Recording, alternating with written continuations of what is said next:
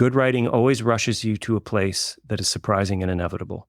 That's, to me, what good drama is and what a good literary experience is. And doing them both at the same time is the trick. Hello and welcome to Everyone Is. I am your host, Jennifer Coronado. The intent of this show is to engage with all types of people and build an understanding that anyone who has any kind of success has achieved that success because they are a creative thinker. So whether you are an artist, or a cook, or an award-winning journalist, everyone has something to contribute to the human conversation. And now, as they say, on with the show. I was asking a friend of mine who came from the video game world, who can I talk to in that space who's emblematic of someone who's a creative thinker? And he immediately said, oh, you have to talk to Tom Bissell. He's a great writer. And I have to say, I am both grateful and resentful because I started to dig into Tom's career and I saw he contained multitudes. He's a journalist, a critic, a screenwriter, a video game writer, a nonfiction writer, an award-winning short story writer, a Guggenheim Fellow. So I'm excited and a little trepidatious to welcome Tom Bissell to Everyone Is. No need to be trepidatious. My career baffles me as much as it baffles you. So, well, here we go. Let's get into the bafflement. So I start interviews with the form of this question, which is, where are you from? As in, where'd you grow up? I grew up in the Upper Peninsula, or on the Upper Peninsula of Michigan. Kind of an obscure part of the country. It's a part of the country that is virtually impossible to go to accidentally. You know, you have to go there to go there. It's very hard to pass through it. So that gives the region one of its flavors. It's very rural. It's very sort of independent-minded and a lot of hunting, a lot of outdoors stuff. And I grew up, just a kid who was crazy about, well, two things. I was crazy about comic books and video games, and that matured into being crazy about serious books and maintained my love of video games. And so any parents out there listening, if you see your kid wasting, quote unquote, all their time playing video games and worrying they're not going to be interested in things like books or linear media, don't necessarily despair. It might be all right. You can love multiple things with a full heart. So tell me about, what were your favorite comic books and what was your first video game? Was it in a console or was it at an arcade? What was that? I think the first games I really remember playing were the early stand-up arcade games, Donkey Kong, Space Invaders, Missile Command. We would go to Milwaukee, Wisconsin for family vacations and stay at a very nice hotel there called the Pfister. And they had a little arcade, and I just thought it was just a cabinet of wonders for me. I would wander down to that arcade and play for hours. And, that's the thing I often remark about video games is that this is an art form that began as a way to suck quarters out of the pockets of children. 100%. It's such a ignominious beginning for an art form, but there you have it. Well, epic poetry began as a way to flatter kings while everyone stuffed their faces with pheasant and wine. So, not every art form has noble beginnings, but my first memory was playing those stand-up arcade games and then graduated to the Atari 2600. And just, played all that and just kept going, marching right through the console generations as they came. And my daughter was a big video game player, and I showed her some of the early Nintendo games that I used to play when I was a kid, and she was looking at them like, someone looking at a tablet written in Sanskrit. She was like, how did you play these things? They're so unpleasant. They're so hard. And I just told her, you don't know what you don't know at the time, and the fact that video games have probably come farther than any other form of technology, with the exception of stuff like AI, in my lifetime is a source of delight and some consternation for me, because it feels like we could have used some of those advances in other areas, but alas, this is the entertainment age. We're dumping it all into entertainment. Yeah, it's so true. It's funny when you say your daughter is like, how do you play these games? You said the Atari 2600. I was like, ooh, that was fancy. We had the first Atari.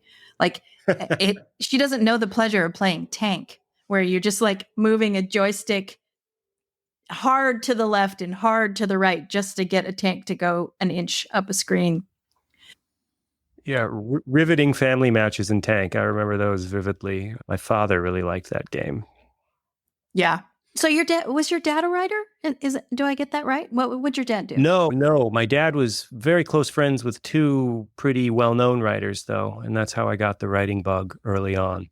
So my dad was a lover of reading, friend to writers, and he knew the difficult, and these were very successful writers, mind you, and he'd been there at their sides for some pretty wild career turns. So when I told him I wanted to be a writer, it wasn't one of those parents saying, you'll never make any money, it's a stupid thing to do, don't daydream. He just knew intimately like the struggles for even successful people trying to write for a living. And so he had a pretty clear-eyed view of what the bloody voyage ahead of me. But he was also pretty supportive of it. And, especially once his two friends, the writers, Jim Harrison and Philip Caputo, who are like my literary fathers, they showed some early enthusiasm for my juvenilia, encouraged me to keep going, and I did. I never really had a plan B. Yeah. So Philip Caputo, for those who don't know, he was a Pulitzer Prize-winning journalist, right? And he wrote Rumors of War. Did anything in his style influence how you thought about writing, or was it just his stories of writing? Phil's an excellent prose writer. So I think, everyone's style is just an amalgamation of the first 5 or 6 people you imitate, right? That's all style is. It's just mature imitation mixed with a bunch of other people. And that's why people's styles are so different, because they all have different feeder rivers flowing into them. So Phil and Jim were both, very formative influences on me. But then as I got older, gosh, I think the writers that I sort of went craziest for, Thomas McGuane was one, a great Western novelist. John Updike blew me away when I read Rabbit Run when I was like 13 years old. And I can tell a funny story about reading and John Updike. I was in maybe 6th grade in Catholic school, and I was reading the Updike novel Couples, which came out in 1968, which absolutely filthy, like just filled with sex on, every 10 pages or so, because Updike was a very graphic writer.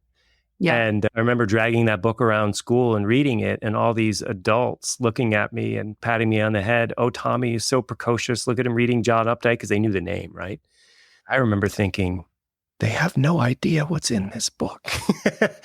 And so books became like a secret portal into forbidden knowledge for me. So my plan to make kids interested in reading is leave just a bunch of really scandalous books around the house and pretend like you don't know what's going on, or your kids are sneaking off with them, because reading had like a dark glamour to me. It was explicit and it was funny, and I was getting news from books that I wasn't getting from anywhere else. So Updike was a big influence on me. Later on, David Foster Wallace was a big influence. Laurie Moore, a great Midwestern, well, she's not a Midwesterner by birth, but she's probably one of the funniest writers alive, and has written a bunch of wonderful books.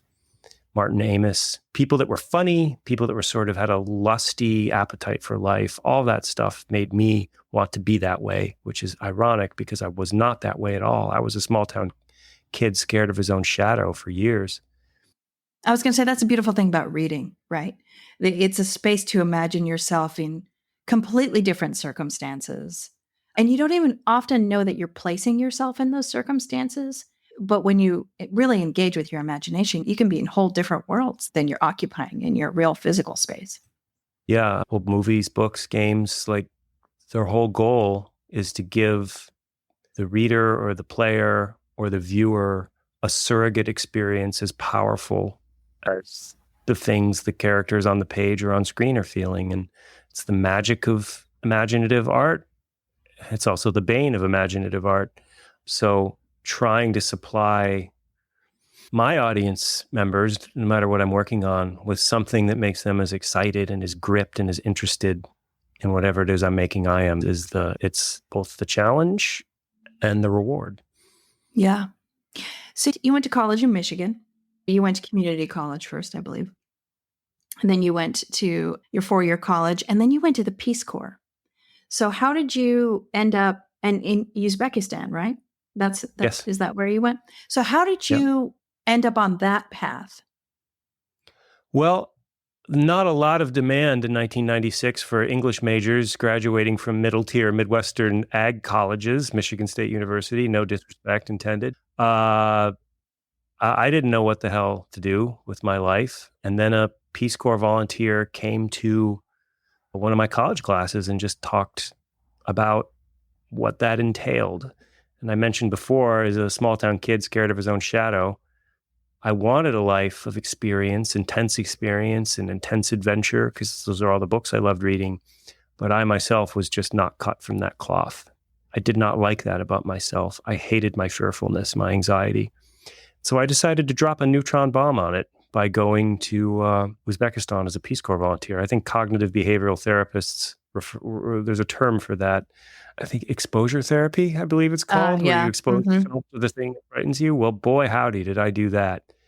And it worked. The Peace Corps sort of opened my eyes to the world and travel, and I became a very peripatetic traveler for years after that. And, I have no regrets about parenting or being a parent, but the one thing I do miss is just picking up and going somewhere for 3 months, because I feel like that was my life for, better part of a decade. And Wow.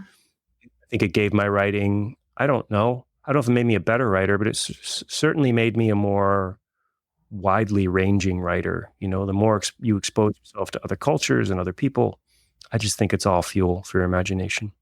No, totally. And also it helps you get out of, you can fall into a rut of self, where if you're in your everyday and the patterns that you develop, particularly as you get older, keep you from exploring other things. And then immediately you go to another place and you don't quite understand the language. You may understand a little bit of it, but how people see things is so different. It really opens up your experience to the world. Yeah. I always called that the monoglot's sudden understanding that reality does not take place in English. And that's a really emotionally crucial insight to make, because the world is so much more complicated and people's motives are so much different from what you imagine they might be. I just love discovering how narrow my understanding of the world is. I like that feeling. Some people don't, but I perversely enjoy it. No, I think that's great. One of the things I love is when you travel somewhere else. For example, I've been to Italy, and then I've come back, and been in New York after that. And you can see the DNA of Italy in the way some people in New York react, or how the whole Hatfield and McCoy's feud in the South came from Scottish tribalism. Like, it's all these things are very connected. You know what I mean? Yeah. And like the New York accent is basically a 500-year-old Dutch accent. Exactly right. Or Old English is actually closer to Southern accents that we know today. So, which I think is amazing. You went on to become an intern at Harper's. And so you're working for a magazine. How you went from Peace Corps and now suddenly you're like, all right, I want to get a writing job. How do you go about doing that? Harper's was my favorite magazine since I was probably 14 or 15. And I've had a subscription to that magazine for close to 40 years at this point. And I'd always seen these ads in the back, apply for the Harper's Magazine internship. And this is a story I've told a few times before, but after the Peace Corps, I didn't really have any prospects. So I applied for two things. One was a paper mill internship in my hometown. There were 3 applicants. 2 of them were granted an interview. I was one of them. And then I applied for the Harper's Magazine internship, which had 2,000 applicants or something, and 8 people were called in for an interview. I got interviews at both. I did not get the paper mill job. It was down to me and another person, and I didn't get it. But I did get the Harper's Magazine internship, which struck me then and strikes me now as just a completely absurd turn of events. And so I moved to New York City, not knowing a soul, stayed with one of my father's Marine Corps buddies in Madison, New Jersey, for 2 months while I did it. I was commuting into my unpaid internship at this august literary institution, and just realized New York was the place for me. The publishing world was the place for me. I met my people. The first time I was in New York, I got on a subway. It's probably very different now with the advent of smartphones, but I got on a subway in New York, and I'm always a very nosy investigator of what people are reading in public spaces. And suddenly, my first subway in New York, everyone was reading a book, and they were good books. And as maybe the first time in my life I'd ever seen someone reading like a book that I was like, oh, that's a good book. That's not just some trashy airplane thriller. Oh, these are my people. This is where I need to live. And I was in New York for a decade. When you say that these are your people, was it related to the literary nature of how they were exploring things? Or what else made that the place that you found your people? It's pretty simple. It's just, are you interested in books? Are you interested in writing? Do you like movies? Are you engaged in a life of imagination and thinking about stuff? It sounds very artsy fartsy, airy fairy to hear me spell it out that way. But, where I grew up, it just, and this is no shame to these people, to the people around whom I grew up. And I'm not trying to suggest they were all like knuckle dragging Neanderthals, but it's just hard to have a conversation about literature. And again, I don't say that as a criticism. People have lives and issues and problems. And now that I'm, 50 and have gone through the emotional ringer and all the ways you expect for a middle-aged person to do, that pure love I had of talking about that stuff, I don't derive nearly as much pleasure from it. In fact, a lot of my friends aren't even writers today because, I don't need that.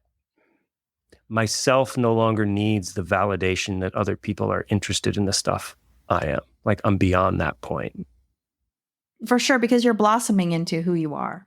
And you're also exploring what that looks like. And so you do need that validation to feel secure, particularly as you were talking about, if you're a very reserved person.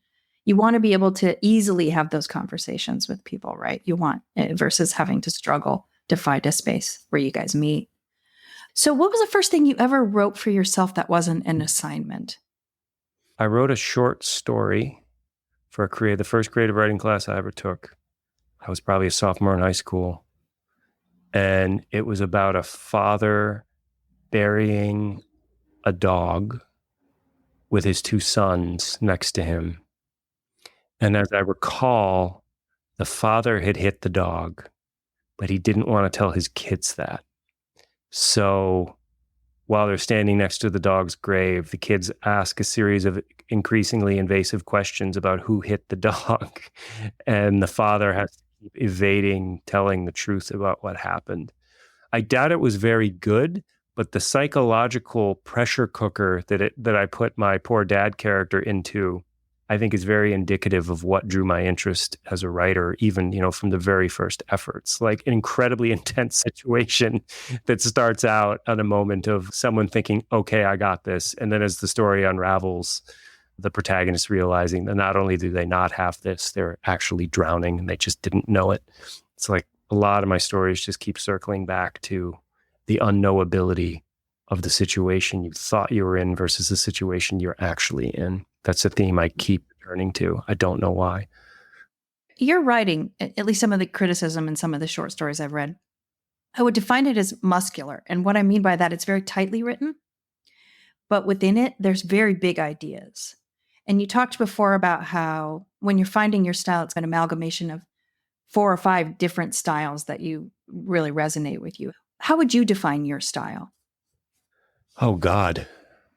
I don't know if I have an answer to that. I try to think very little about that stuff, because it's your instrument, right? And you don't want to take it apart. You don't want to disassemble it and put it back together. I love thinking about other writers' styles and analyzing what they do, but it's funny. I've never really thought about this until you said something. I've never even attempted to sort of subject my own prose to that kind of rigorous analysis of what's going on, partially because I'm the one who wrote it. How could I possibly have anything intelligent to say about it? Because it's coming from a place that's subconscious, but also calculated, but also, the subject of endless revision, and also hopefully has bursts of like in the moment inspiration in it. I mean, writing it's a very hard thing to do. And the more you do it, the better you don't necessarily get, like it gets easier. You probably do fewer revisions than when you were young, but the sheer act of imagining, whether you're writing a piece of journalism from your notes, you're inventing a story or writing a screenplay, having to imagine things that are simultaneously surprising, but also true, is a real challenge. And good writing to me always, again, fiction or nonfiction, let's be genre agnostic here. Good writing always rushes you to a place that is surprising and inevitable. That's to me what good drama is and what a good literary experience is. Surprising and inevitable. And doing them both at the same time is the trick. Yeah. So, just to give you a little bit of background. So, our company is called Slightly Disappointed Productions. And we call it that because when creative people are striving for things, they're never done. And they're always slightly disappointed with what they've delivered because they've always wanted that perfect thing. And it's what keeps creative people coming back to trying things over and over again.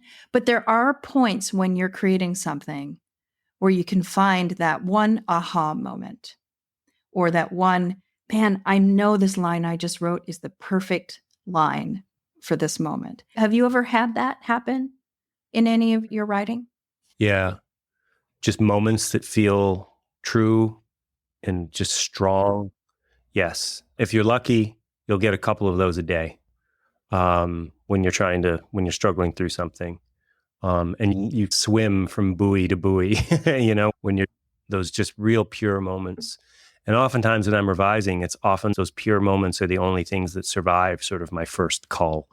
I've often written 100 pages to get to that moment and then realize, okay, this is where it starts. All those pages, I had to write them to get here, but now they don't need to be here anymore because now I actually understand what I'm doing. I understand what this story is about. One of my books is a nonfiction book called Apostle. It's a travel book wherein I traveled, to 9 countries over a period of 6 years, just visiting these supposed resting places of the 12 apostles. The first draft of that book was 2,300 pages, I think. Oh my God. Because I had no idea what it was about. I was just writing. That's all I was doing. It was just, and there was great stuff in it, but it wasn't about anything. And it took me, like the last 3 years I worked on that book, I was just cutting. I was just moving stuff and cutting. And it was a very helpful writing experience because I'd never worked like that before, where I created a piece of granite and then had to find the sculpture that was inside it. And it's not a very pleasant way of doing it because, I think the final manuscript I turned into my publisher was 700 pages long. So I cut 2 books from the book. Right. Which is sane to me now to think about it. But that's sometimes what it takes to find out what it is you're doing. Something can be good. It can read well. It can have funny moments. But if it doesn't have an overriding sense of purpose, it's just aimless. If it doesn't have intent. Now, you don't have to know what the intent is. I'm not talking about didactic art here. I hate didactic art. I hate art that preaches. But intent is, I think, the crucial component for any creative person to think about when they're trying to create something. Not what am I trying to express? What are the points I'm trying to get across? That's not quite what I mean. I think it's more of an intent is how do you want this to feel for the person on the other end of the canon? How do you want them to feel coming away with it? Do you want to give them a sense of delight, anxiety, lovelornness, a feeling of life's richness and wonder? Do you want to leave them with a sense of disquietude? I think you really have to think hard about the type of experience you're trying to create. Mm-hmm. And it's going to vastly differ from project to project. And I think a professional, someone who does this for a living, is like a studio musician, A studio musician can sit down, hear a few bars of something, and just start to jam. I view myself as like a jam person when it comes to writing. If I'm coming in to write something for the screen, to work on a video game, if I'm writing something for myself, they're all going to have very different types of intent. Collaborative art form is always like a miasma of a bunch of different stuff, especially a corporate entertainment, like a big blockbuster video game. Good luck trying to have, a steely-eyed authorial sense of intent in that particular arena. But it's important to actually think about what is this team trying to make and how do I fit into that mosaic? How do I highlight all the stuff this team seems to be interested in and sort of then smuggle my own kind of unique zhuzh into it? And it's served me pretty well because I think thinking about it in those terms, thinking about audience not in the sense of like slavishly giving them what they want, but in just almost finding yourself in the audience. What if I had amnesia and I knew nothing about this project? What would I like? And I think that's the most honest thing you can do as a creator, because I think trying to write for the widest possible audience doesn't always work, because sometimes comes across as pandering. Hollywood, of course, are maestros of creating the crowd-pleasing pander. 4-quadrant, yeah. Yeah, the 4-quadrant pandering project that manages to appeal to precisely no one, versus being able to trust yourself as having a good enough sense of what a civilian is going to think about what you're a part of creating, and try to position it as what would I respond to? And I think you get better, truer, more interesting art that way than trying to give the so-called audience what it wants. And I'm putting scare quotes around that. There's so many questions I have here. But the real question I have is, you said you don't like art that preaches. But what do you think about art that hates its audience? Oh, dear. My only prerequisite is that just something be interesting. Now, obviously, there are lines. Lani Riefenstahl's Triumph of the Will is a pain to Nazism, even though it's a technically astonishing movie. I think I don't want to champion films that like have, truly misanthropic points of view. And I think a lot of Lars von Trier's films do. But he's also a pretty interesting filmmaker. Do I love his movies? No. But am I glad? Like Melancholia, I think, is an odd, bizarre masterpiece. I'd never want to watch it again. But there's a movie that feels both surprising and inevitable, has utter contempt for humanity, its audience, the performers on screen, and yet it somehow becomes this really hypnotic meditation on the end of the world. It's a beautiful movie that I don't love, but I really respect. So you can hate the audience as an artist. I think the odds are stacked against you, but that doesn't mean you can't create like a really interesting experience, but you're never going to create something that people love. That's so interesting you say that. I was exactly thinking, I'm not kidding you, I was exactly thinking of Melancholia. But I also think about the plays of Bertolt Brecht, because I think Brechtian theater really alienates its audience a bit in how he approaches, how he tells a story. So that was my esoteric question. I'll have several more of those, not to worry. You've been called the master of the literary pivot by Jane Ciabattari. And what do you think she meant by that? Oh, I think she meant that I've had a lot of stages in my career. To me, it's just all felt like the same thing, the endless attempt to make a living without having to get a so-called real job. But, whenever an opportunity has presented itself, I've always just gone for it. And anytime a door is opened, I've walked through it. I think that's all that means. I don't think, maybe I'm just wired weird, but to me, jumping around in genres isn't that insane to me. It's never been like that big of a deal. All these forms of writing have different constraints. And again, it's just asking yourself, what is this for? Why am I doing this? If you know the constraints, and then you can understand the form. If you can understand the form, you can work in the form. Some of them take longer to master than others. I'm not saying I've mastered any of them, but I think I have some facility with a lot of them. Screenplays take a while to learn how to write. They're weird in a lot of ways. Video game scripts, holy cow, that's a whole other ball of wax. Writing prose takes a long time to learn how to do, with authority and with muscularity and with verve. But it's not something that you're ever going to get better at thinking about it. You actually have to do it. And so it took me, I think, a few years before I really came to, because when I first started writing screenplays, I thought I was slumming it. I thought, well, I can use this to fund my, quote, real writing. Oh, that's very New York influence of you. Oh, totally. I hate that line of thinking now, and I'm embarrassed I ever thought that way. You read a screenplay by Scott Frank or Tony Gilroy, and you're going to tell me that these people are not writers of the highest order, and their screenplays are beautiful. Well, and think about Tony's father, too, and his, Days of Wine and Roses and the beautiful writing there. Can I tell a funny story about that might, this is illustrative of a lot of what we're talking about. So one of my first, in terms of not really knowing what lays in store for you career-wise, one of the first books I ever published as an assistant editor was a reissue of a 1973 novel called Desperate Characters by Paula Fox.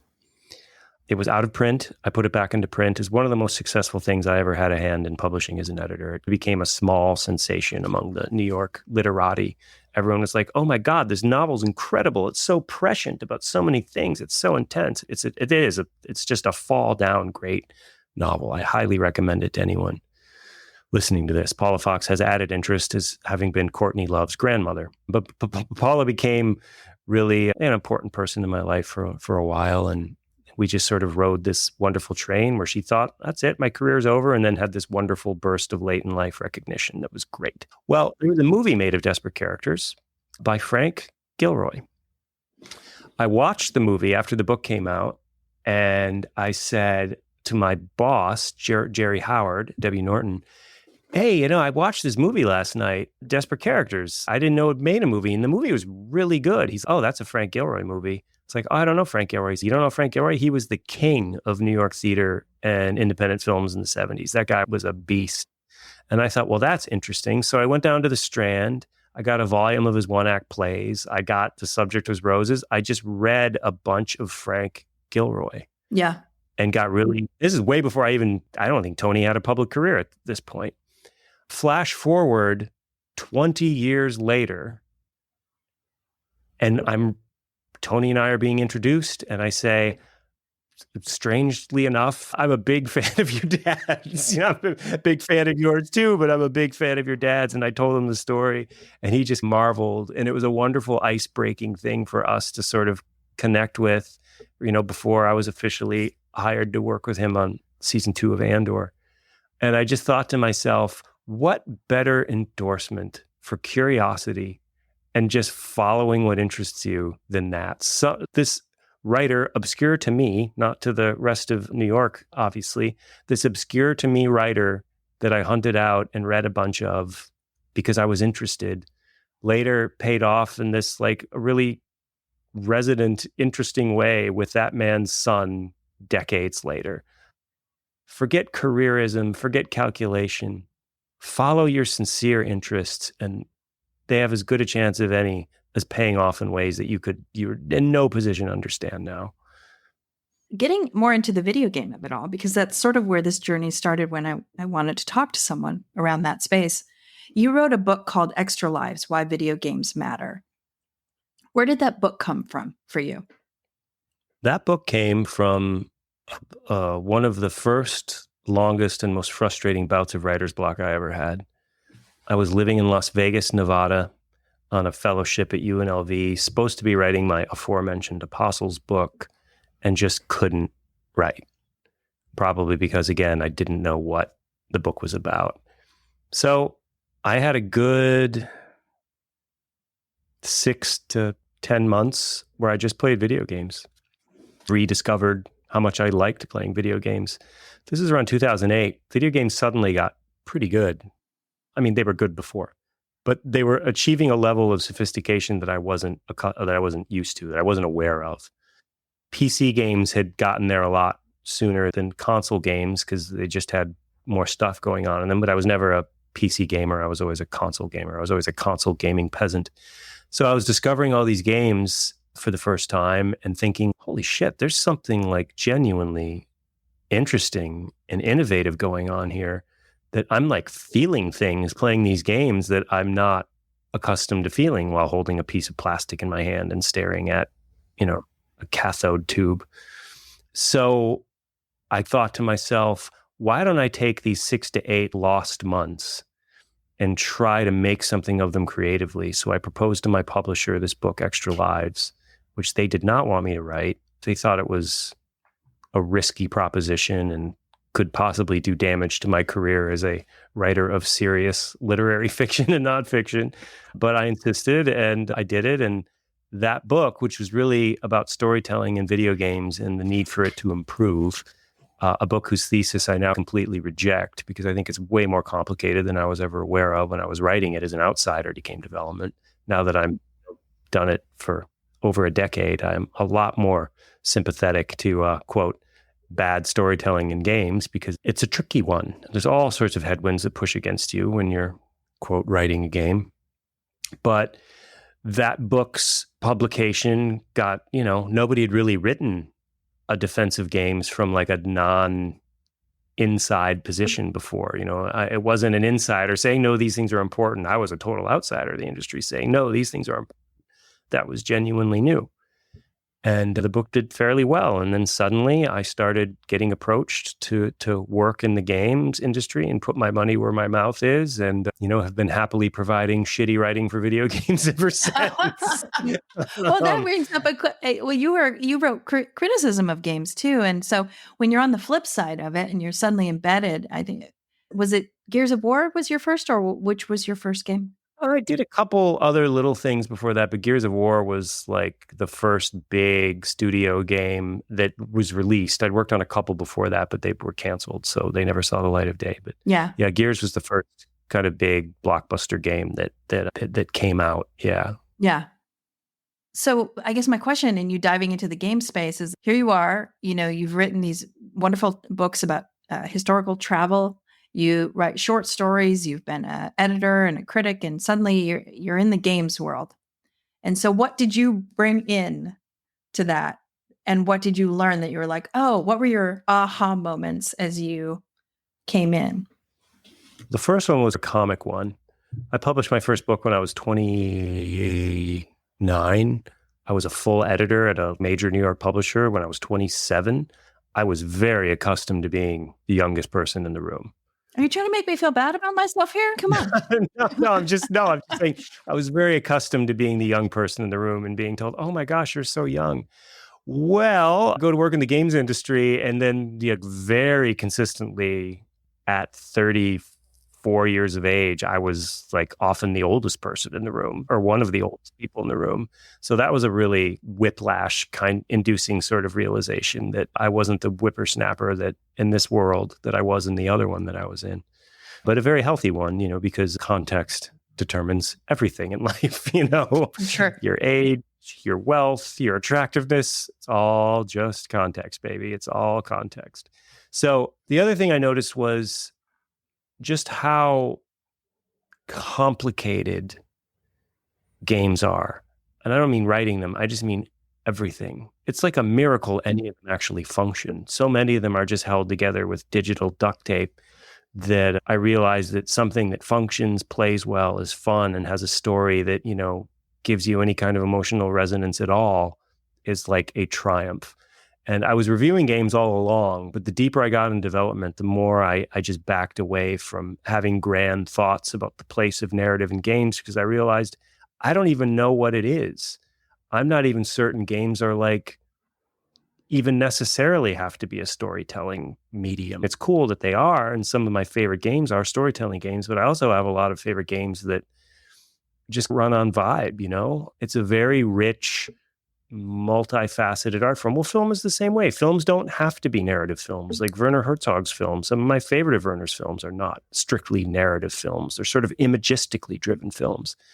And keeping an open mind to how unique's not the right word. The word I just said is multifaceted. How multifaceted a medium can be is a very useful thing to keep in your head when you're working. Yeah. I'll tell you a really quick Werner Herzog story. So I'd seen him at a screening once, and I think it was for his documentary about the death penalty. And he was in the lobby. He was very gracious. He actually was talking to a lot of people. And there was this boy, he's about 16 years old, and he comes up to Werner, and he asked him, how do you look at life? It was like a very philosophical 16-year-old question. And Werner Herzog turns to him and he goes, oh, my boy, you ask only the questions that a very young man would ask. And it was just the best moment. And so Werner Herzog, if you've seen behind the scenes of Fitzcarraldo or anything, it was such a Werner Herzog moment. So, and I know he adapted one of your stories, right? Yeah. I've known Werner for 20 years. And you just remind me when I first interviewed, because I profiled him first. That's how I met him. And I asked him a question. One of the first questions I asked him, I did not put this in the profile for what will soon be obvious reasons. And he thought for a moment and he said, I don't think that is a very interesting question. Next. And I said, fair, okay. I don't think that's a very interesting question. I like that energy. I like that honesty. There was no offense intended in it. He's just, no, let's not talk about that. Let's move on. That cut to the chasedness, that's something that I intensely value the older I get. It's just the ability to like not shame anyone, but just say, let's not do that. Let's not talk about that. What are we going to get from talking about that? Man, that is a gift that creative people need more of, because you wind up just tolerating a lot of endless discussions about bullshit in these various industries, because sometimes people just are talking to work something out or figure out what they think or impress someone else in the room. I just like cutting right to it. What are we doing here? What is the point of all this? What are we trying to make the audience feel? Can we just stay on that? In the book you wrote back in 2013, you had said you had not seen a video game at that point that had crossed over into art. Have you seen that happen since you first wrote that? Oh, I think, yeah, that's one of the lines in that book that even as I wrote it, I was like, I don't think I believe this. I think there's tons of video games that are art. I think they're all art. Art can be bad. Art can be bankrupt and lousy. Let's not pretend that calling something art is the be all end all. That whole debate that has been going on in video games for the last, several years. It's cooled down now, thank God. But I was an eager participant in that debate for a while, and I just realized that it's horseshit.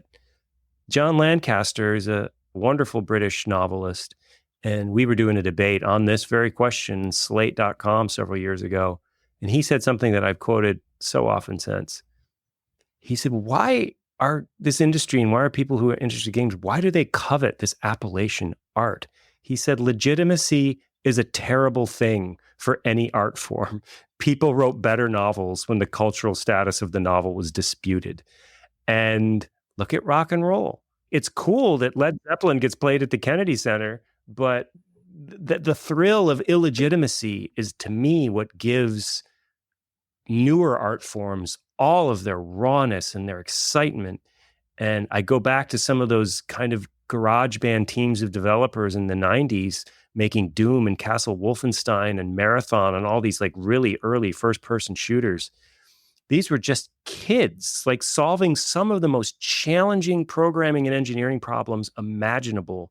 Like stuff that like people at 3M and people at Boeing working with three-dimensional models could not do. They were creating virtual movement in virtual space, not just relying on the tile flip trick that early like 3D simulations and computers did. They were basically laying the foundation of the modern game industry, modern computer graphics industry, modern entertainment. And their response to these breakthroughs was to stick a shotgun in the middle of the screen and like a demon Nazi, a big pixelated demon Nazi in the middle of the screen. That was how they were channeling this like climacteric technological breakthrough. People who were respectable never would have done that. Well, that's because they didn't know there were rules. Because once you know there's rules, you get so hamstrung by the rules that the breakthroughs become harder because the rules become the dominant. And, we do need rules, but that's why kids are so amazing, because they don't know everything yet. And in their not knowing, they can totally make change. It's that energy that allows them to make change, the not knowing, Yeah, their, quote, idiotic solutions can sometimes seem unusually elegant after you think about them.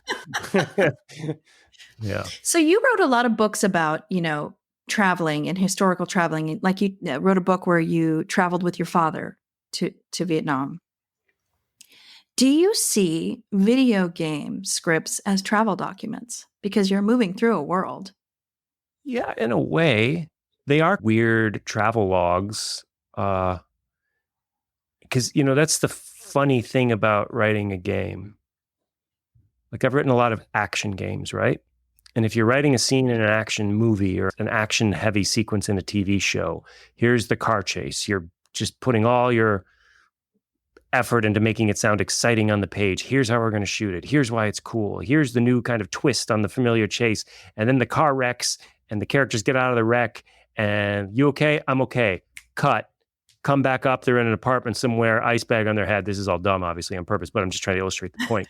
It's the best story I've ever heard. And then, but that cut is crucial because you don't have to live with the aftermath of the car crash. But in a game, something unimaginable happens. The car crashes, and then the characters get out, and then and then it's back to gameplay, and the character's standing there, and they got to start walking, and you have to have all the conversations that every other form of visual entertainment cuts out because they're bullshit. Because it's hard to have people talk at length about unimaginable things that just happen to them. And that's why video games it's so hard to get real human emotion into them, because I wrote this in a review once that it's really hard to create believable human reactions to things few people have experienced. Video games are about trying to create believable human reactions to things nobody has ever experienced being repeated once every 10 minutes for 12 hours.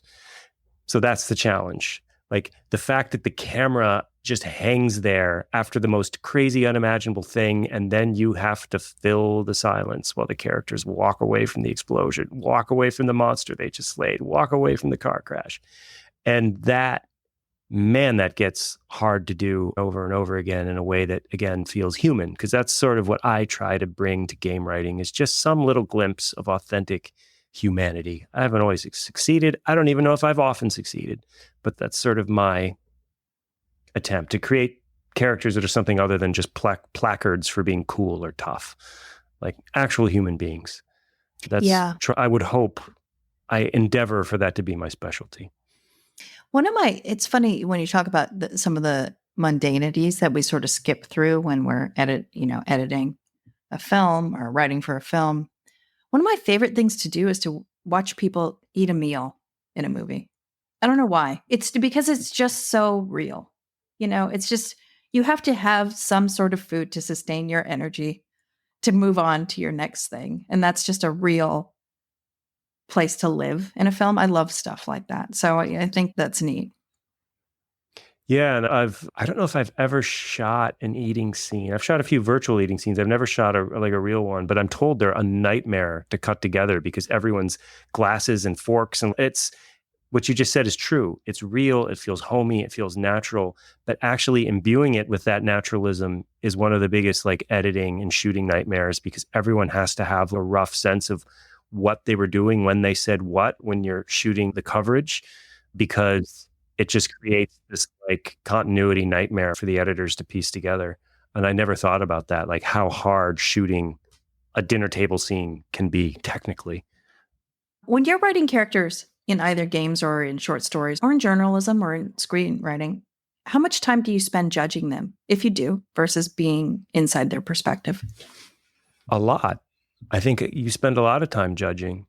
And I would distinguish between judgmentalism and judging. And judgment is an inevitable part of life. You're constantly judging. It's an internal process. Being judgmental, to me, is an external process. That's sharing your judgments with on as wide a platform as possible. It's being a gossip. It's being unkind. It's being uncharitable. Judgmentalism, yuck. Judgment, necessary.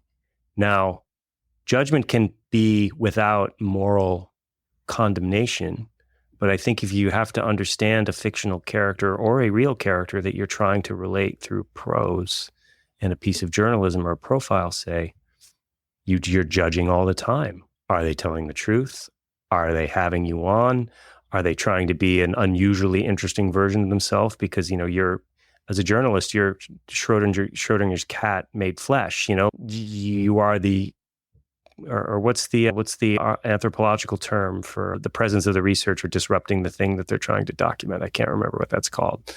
But I'm judging constantly. But I'm also trying to be kind. I'm trying to be charitable. I really do believe that most people, even awful people, have motives that are understandable, that are human, and that sometimes are often sympathetic, even when they do genuinely terrible things. Now, there are exceptions. I'm talking about murderers or abusers or things like that. I'm just talking about the average sort of store-bought shitty person that you encounter probably has all sorts of reasonable, sympathetic reasons for the way they are. And I try to be mindful of that. So I judge, but I'm never judgmental. Yeah, that's fair. I want to get a little bit into screenwriting because you mentioned that was another process you had to learn. And I know you wrote the episodic adaptation for Mosquito Coast. How's that a different process for you from the other processes that you've had to go through, from short stories to journalism to writing for games? Every medium has its distinct strengths and weaknesses. Nobody reads novels for the car chases. Nobody plays video games for the, effulgent love stories. And nobody sees movies to listen to a character spew out backstory for 3.5 minutes about, some obscure thing that they're interested in.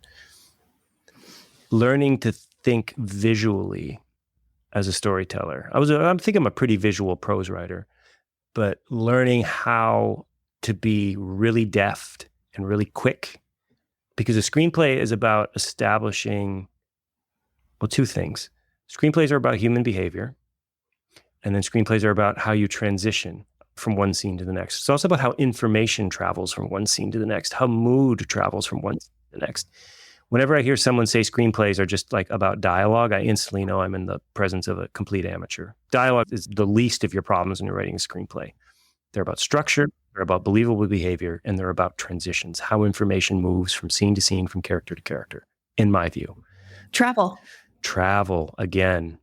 Motion. Screenplays are about motion. In a novel or a short story, you can, and I do this all the time, you can sit in a character's head for pages, because what are novels good at? Prose and novels are great at replicating what human thought feels. It's an illusion. Thought is often not grammatical. It's jumbled. It's not ordered. And prose, good prose is all of those things. But when you're reading prose that is trying to replicate what being inside someone's head is, and you get that thrill of recognition, oh God, they just put into words some sensation that I've never seen vocalized before. Oh my God, prose is unparalleled at that. That's what prose is for. So prose has this whole psychological dimension that films do not have. And so you need to supply it somehow. And a lot of the ways you're going to supply it on the page are often going to be overruled in performance or by the director, right? It's like the thing that's shot is never the thing that's written. It's never a one-to-one relationship there. So what you're trying to do as a screenwriter is be really deft, be really economical, be interesting, wrangle information well. So not only does the way information moves from scene to scene work, but the mood and the vibe seems consistent. Like the movie all seems to be about the same thing. And so when I start writing a screenplay, the first thing I'm thinking of is an interesting character and putting him or her in an visually interesting place. Like, where do we start? And that's sort of, the gunshot goes off, and then it's like a trial and error process of just trying to move from one visually interesting situation to another until you have something that feels like a journey in which actual change and drama has occurred. And it's a very professionalized form of writing. My God, everyone is opinionated about how they need to be structured and all this or that. I've talked to, a fair number of pretty high wattage screenwriters at this point, and all the ones I respect have had very little to say about inciting incidents and, all these like screenwriter lingo things that people throw around. And they've all just said they just try to keep it moving and keep it interesting and keep it surprising. And I think like the screenplay writing books, when they talk about these structural things, they're often driving home a very real point, which is structure helps you. Like, it helps you organize how scenes can work. But I also think like a rigid adherence to structure is very rarely going to give you anything that feels unusually rich or interesting, because, you can create a beautiful painting painting it by numbers, but anyone who knows anything is going to be able to detect those little numbers underneath all the. And I think that's what a lot of Hollywood storytelling defaults to that. Do we have any belief that Quentin Tarantino, probably our most acclaimed, quote, literary screenwriter, do you think he's ever thought about the lessons of Save the Cat? I don't think he has. So No. not everyone can be or even should be Quentin Tarantino. But I think he's a useful antidote to a lot of highly archetypally Hollywood style storytelling. When you were a younger writer, you once, not that you're not young now, when you're a younger writer, you once said you wrote from a space of anger and desperation. What is the space you write from now? Curiosity, contentedness. I write a lot more from love now. I've, been in a stable relationship for, 16 years. I have a family that I adore. I just don't have the anger. Anger is of no use to a writer. Jim Harrison told me that once. He said, anger is didactic. Anger is always a didactic emotion, and didactic is of no use to a novelist, he said. And I would upend that to most forms of writing don't need to be angry. Obviously, if you're an investigative journalist and you find out like the Pentagon is pumping plutonium into the Mississippi River, anger is a totally justifiable emotion in writing that expose. However, drama that starts in anger and ends in anger, I think can only be didactic, and it can only, if only subconsciously, sort of be a series of score settling by the writer, him or herself. And that too is a pretty lousy impulse for writing. And I say that knowing that, lots of Hemingway stuff was written, from the most petty place imaginable.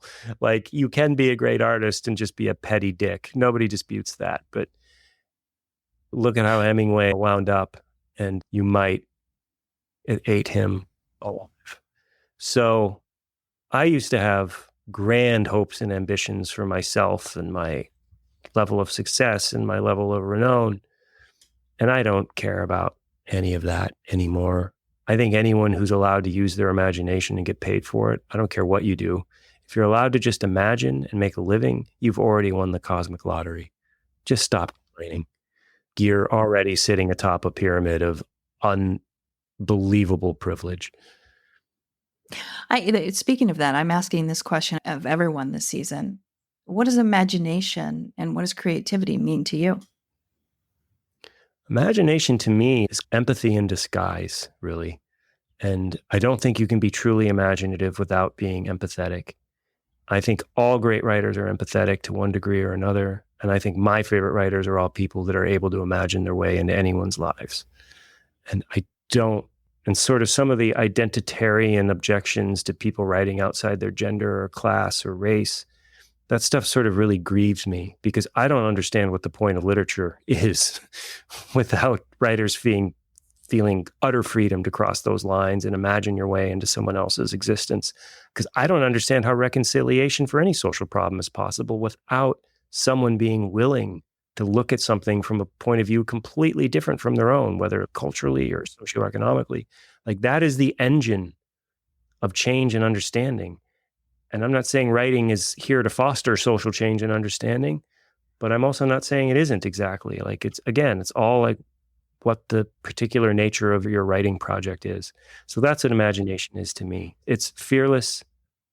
It's not scared of going to scary places. It's not scared of violating taboos. And it's also not afraid to be like sentimental. Like, E.T. is one of the most sentimental movies ever made. And it's like one of the greatest movies ever made.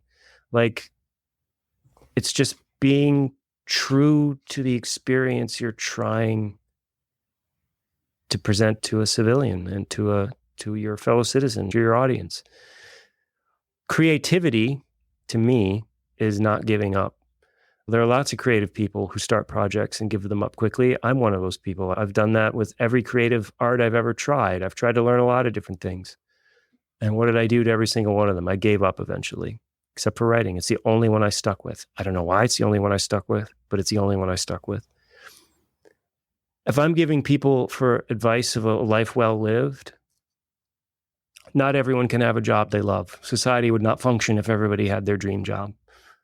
So if you're trying to create a life for yourself, there's two things to do. What do you really like to do? If there's a way to make money doing it, try to make money doing it. If there's not, then structure your life around a series of hobbies that you love doing, and your job then becomes the vessel by which you can explore your hobbies. I don't know anyone who's not consumed with interests outside of, quote, what they do, who gets to my age, 50, 60, 70. Every healthy 50, 60, 70-year-old person I know all have the same thing in common. They are curious. And my father, God love him, a man I love very much, got to the end of his work life, retired, and he kind of lost his mind because all of his hobbies had gone away. I mean, he got old. It became harder for him to do a lot of them. And I just watched him sort of recede, just like Homer Simpson disappearing into the hedge. Like all the things that he loved, he no longer took pleasure in. And it was heartbreaking. And it just put steel in my back to never, ever lose that sense of curiosity, even if I'm not able to walk as heartily as I once did. Curiosity, your quote, creativity. So if imagination is empathy, I think creativity is curiosity. I think they're alter egos. And if I ever lose that urge, I don't want to think what would happen to me, because I imagine it would be very similar to what happened to my father. Well, I have one very final, a very esoteric question for you. Throughout this conversation and in some of your writing, you've talked about the intensity of emotions when you're playing video games or participating in creative endeavors, much like we're talking about right now, or like watching a movie. And it makes me wonder if those things that are sort of these realities that we create versus the reality we live in can drive emotional responses, like real world activities, interacting with your family. How real are emotions? So this is a fascinating question. St. Augustine in the Confessions, before he became a Christian, he was a great lover of the dramas and the plays that he would go see in North Africa, in Hippo, where he came of age. And when he became a Christian, the first thing he wanted to do was like stop people from going to the plays, because his complaint was, why do we take this, like we see these agonized plays of people suffering and having heartbreak. And if the better the actor is, the more terrible he makes us feel, the more we praise them. This is madness. And I think to a moment when I was a creative writing teacher in the late aughties, 2009 or so, I put up for my students to read a short story by David Means called Sault Ste. Marie. It's a very violent story. There's a really awful assault in a hotel room that happens in the story that's truly unpleasant. This is before the sort of rise of trigger warnings and stuff. I think maybe they were sort of cropping up then, but there's certainly nothing I ever put any great faith in. And I had a student basically say, I couldn't read this story. It was just too awful. And I remember saying to her, she was an older woman, and I just sensed the way she said that she may have been in a few hotel rooms where not dissimilar things had happened. And she said, I don't need these images in my head. It's not why I read. And I raised my finger to say something like, well, Jennifer, I did not have an answer for her. I couldn't tell this woman why it was necessary for her to have the nightmarish images of that story in her head. Yeah. And then I started thinking about my love of slasher movies when I was a teenager. It was my favorite genre. I have an encyclopedic knowledge of slasher movies from the 80s because I saw them all. I can't even bear to watch horror movies anymore. I don't want the images in my head. So I think that kind of intensity of emotion has a real place in life, in your creative development. But I don't think it's a coincidence that as our own mortalities become less abstract to us, the nutritive value of those kinds of intensities gets a lot more debatable and a lot more theoretical. It takes a lot for me to expose myself to media that I know is going to be genuinely upsetting. Like I have to really trust the artists that they're going to take me to a place of new understanding. Because, once your friends have killed themselves and you've gotten your heart broken and your parents have died, life is intense enough. You don't need to seek out virtually the same kind of extremities. So for that reason, I think really intense forms of media and art are often for younger people for very healthy reasons, and they're often not for older people for equally obvious ones.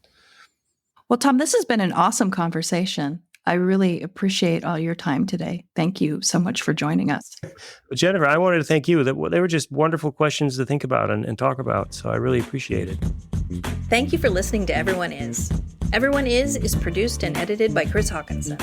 Executive producer is Aaron Dussault. Music by Doug Infinite. Our logo and graphic design is by Harrison Parker, and I am Jen Coronado. Everyone Is a Slightly Disappointed Productions production, dropping every other Thursday wherever podcasts are available. Make sure to rate and review, and maybe even like and subscribe. Thank you for listening.